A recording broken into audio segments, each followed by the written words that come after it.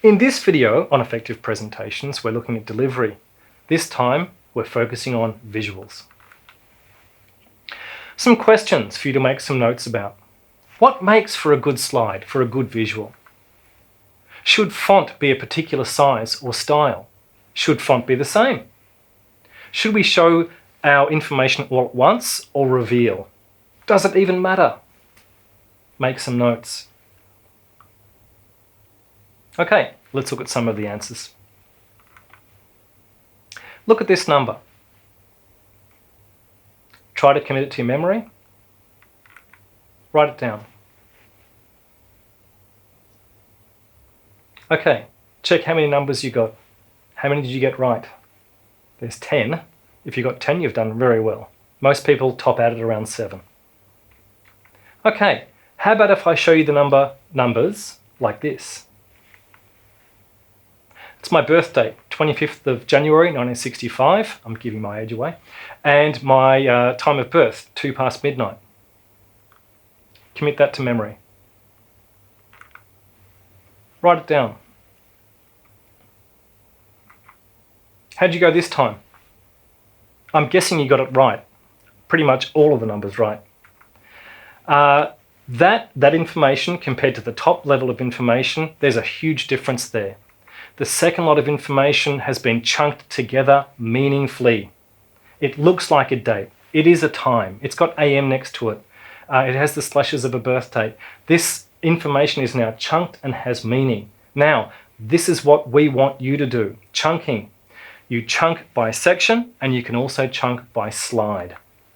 So, in terms of your visuals, think about this as you're making them up. It's really important to how people access your message.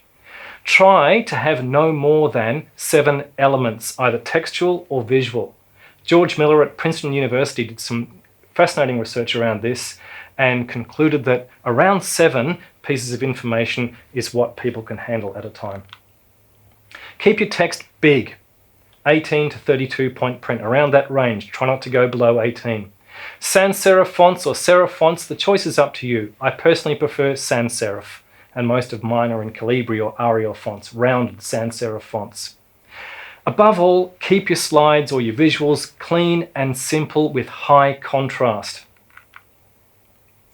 In terms of animation, tactically reveal in chunks, in parts of information. Don't show everything at once. The animations I'm using are a wipe animation. I also use a fade animation. You don't have to, you can use whatever you like, but these ones seem to be very user-friendly in the way they come out on the screen. Avoid the crazy animations like these ones. Don't use those at all. In terms of highlighting, avoid the laser. Don't use the laser. It tends to move your head away from the audience and they're following a bouncing ball. You can highlight with transparent boxes is a good way to do this. Use pictures, use images, use them where necessary and acknowledge. You can put that in small font somewhere on the slide as I have.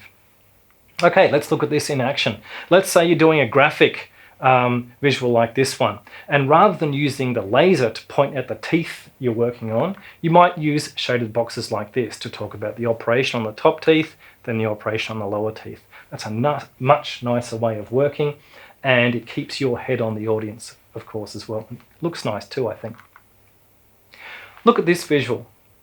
Now, we'd probably all agree that there's too much information on the slide, but sometimes that's what you've got to do. You've got to show a lot of information. But do you need to show it all at once?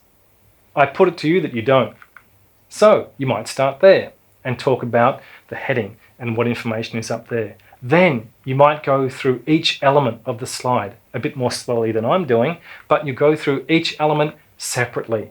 I just broke those up as pictures and talk about the elements as you need to, at your pace. You set the pace as you reveal, okay?